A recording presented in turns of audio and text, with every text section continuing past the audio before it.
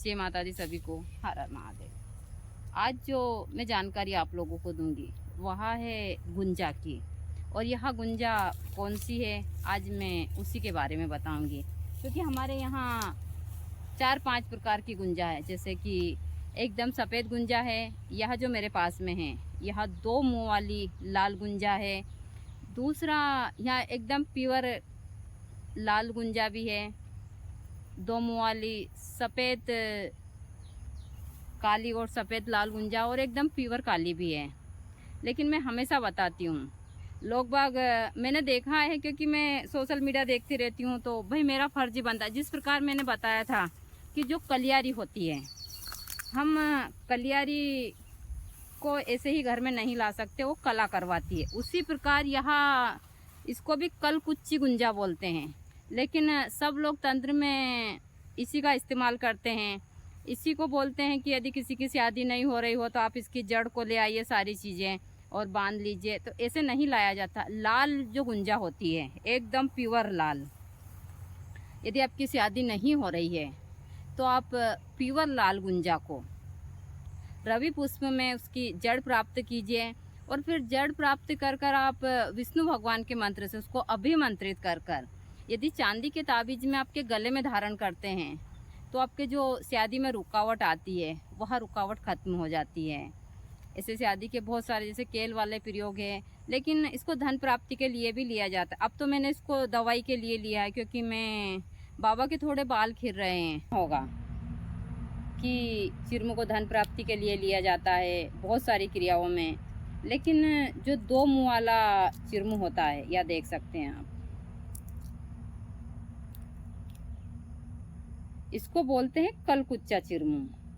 यदि किसी नक्षत्र में गलती से आपके घर में आ जाता है, जैसे भरणी नक्षत्र हुआ शनिवार के दिन, या फिर कृतिका नक्षत्र हुआ सोमवार के दिन, इसे बहुत सारे हस्त नक्षत्र हुआ रविवार के दिन, तो यह आपके घर को बर्बाद कर सकता है। तो कभी भी गलती से भी इस चिरमू को अपने घर के ऊपर मत लाइए। और यदि आपके घर में यह कहीं दिख रहा है तो इसको फ़ौरन उठाकर घर से बाहर कीजिए। हाँ, यह दवाई में काम आता है, लेकिन उस हिसाब से काम आता है। लेकिन आप इसको ऐसी क्रिया के लिए कभी मत लीजिएगा। अभी थोड़ा सा कच्चा है, यहाँ थोड़े दिन के बाद में एकदम लाल सुर्ख हो जाएगा। और मैं इसको दवाई के लिए लाई हूँ। इसके बालों की दवाई बनती है, गंजापन दूर करता है। तो शहद के साथ में इसकी दवाई बनती है, जो मैं कच्चे फल की दवाई में बाबा के लिए बनाऊंगी। क्योंकि बाबा के थोड़े बाल खिर रहे हैं, तो यह इनकी खानदानी बीमारी है। क्योंकि इनके परिवार में सभी के बाल खिरते हैं, तो बाबा की खानदानी बीमारी है। तो लेकिन फिर भी यहाँ थोड़ा ज़्यादा समय तक चल जाएगी। मतलब बाबा 50 साल के होंगे तब तक थोड़े बाल रहेंगे उनको, मुझे ऐसा लगता है। मैंने अब पहली बार लगा रही हूँ बाबा को ये दवाई। गुरुजी ने लगाई थी तो उनके बाल अभी तक भी थोड़े छीदे हुए थे, लेकिन अच्छे थे।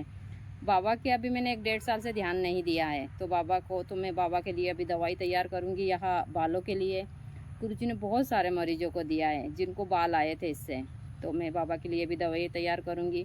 अब गलती से भी अपने घर के ऊपर इस लाल चिरमू को मत लाई। इसको बोलते ही हैं हमारे तंत्र में कलकुच्चा चिरमू। हाँ, लाल चिरमू के बहुत सारे प्रयोग हैं जो आगे मैं आप लोगों को हमारे यहाँ पर मैं जैसा बताती हूँ। यहाँ पर 4-5 प्रकार के चिरमू, जैसे एकदम प्योर लाल है, यह 2 मुँह वाला लाल है जो ज़्यादातर यह हम दवाई में काम लेते हैं। और यह सिर्फ घर में कला कराने का ही काम, इसका नाम ही है कलकुच्चा। तो क्योंकि यह इस हिसाब का है। तो यहाँ सफ़ेद और जो काला वाला है, यहाँ एकदम प्योर काला है, एकदम सफ़ेद है। एकदम सफ़ेद भी यहाँ पर है, एक काला एकदम प्योर काला भी यहाँ पर है, और एकदम प्योर लाल भी है जिसको धन प्राप्ति के लिए लेते हैं। जिसकी शादी नहीं होती है वह यदि लाल जो चिरमू है वह रवि पुष्प में उसकी जड़ प्राप्त करता है। और फिर शुक्रवार के दिन वह विष्णु मंत्र से उसको अभिमंत्रित कर कर यदि अपने गले में धारण करता है, या फिर गुरुवार के दिन, तो जो उसकी शादी में रुकावट आ रही वो ख़त्म हो जाती है। इसके मैं आगे प्रयोग दूंगी। लेकिन जो है लाल चिरमू है, इसको कोई यदि आपको बोलता है कि आप धन प्राप्ति के लिए ले जाओ, लोग बाग इसी को ही देते हैं तंत्र में ज़्यादातर। इसको ताबीज़ में भर कर देते हैं बहुत सारी चीज़ें, और इससे लोग बाग की चीज़ें गलत होती है। तो यह जो लाल चिरमू है, लाल 2 मुँह वाला चिरमू, इसको कलकुच्चा बोलते हैं। इसको गलती से भी अपने घर मत लाइएगा। और मैं घर के बाहर इसकी दवाई बनाऊंगी, क्योंकि बहुत सारी चीज़ें हैं जो मैं भी इनका पालन करती हूँ। जैसे मैं हमेशा बोलती हूँ कि कलियारी को घर में नहीं लाना चाहिए। तो यही है 2 मुँह वाले लाल चिरमुंह। अभी इनमें कलर थोड़ा सा कम आया, थोड़े दिन अभी ये दवाई अच्छे से बन जाएगी।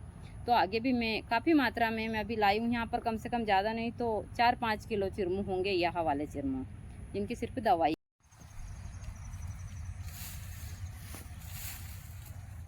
अभी हम तोड़ रहे हैं, इसको बोलते हैं काचरी, और यह सब्जी बनाने के लिए हमारे यहाँ काफ़ी मात्रा में है। यहाँ आज हम बनाएंगे काचरी की सब्जी। यहाँ मेरे पास में आप देख सकते हैं, इसको हम बोलते हैं काचरी, और यह राजस्थान के क्षेत्र में बहुत मिलती है। काफ़ी वजन है इसमें, इसकी सब्जी बहुत ही टेस्टी बनती है।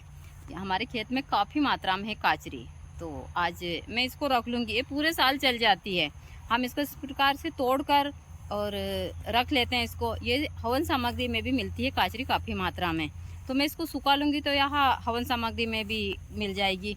तो यह काचरी की सब्ज़ी मुझे सबसे ज़्यादा पसंद है। मुझे गुरुजी बोलते थे, हमारे यहाँ एक जाति होती है जिसको बोलते हैं पाड़दी जाति, तो गुरुजी बोलते थे कि तू पाड़दी की जाति की है तो तुझे यह काचरी की सब्ज़ी अच्छी लगती है, क्योंकि गाँव की भाषा में ऐसे ही बोलते हैं। इसकी खुशबू बहुत ही अच्छी है, तो यही है काचरी की सब्ज़ी। दूसरा, मैं हमेशा बोलती हूँ कि जो लोग मोटे होते हैं, यदि आपने 15-20 दिन काचरी की सब्ज़ी खा ली तो मोटापा चमत्कारी ढंग से ठीक होता है। तो आप लोग ज़रूर खाइए। इसमें पकी हुई काचरी भी है, इसमें कुछ कड़वी होती है, कुछ मीठी होती है। इनको देखकर हमको तैयार करना होगा। जो कड़वी वगैरह होगी इस हिसाब की तो फिर हम हवन सामग्री में काम लेंगे, और जो अच्छी होगी उसको खाने के लिए तो यही काचरी है जो काफ़ी टेस्टी लगती है। तो सोयाबीन आ चुके हैं बिल्कुल, और इसमें एक घास है जिसको हम चनियारा बोलते हैं। सोयाबीन दिखाना बाबा, सोयाबीन कैसे आ गए। बाबा के हाथ में सोयाबीन, और सोयाबीन आ चुके हैं। बाबा की हालत देखो, इनको एक गुमड़ा हुआ है यहाँ पर जिसको अंधा गुमड़ा बोलते हैं, और बाल तोड़ा भी। तो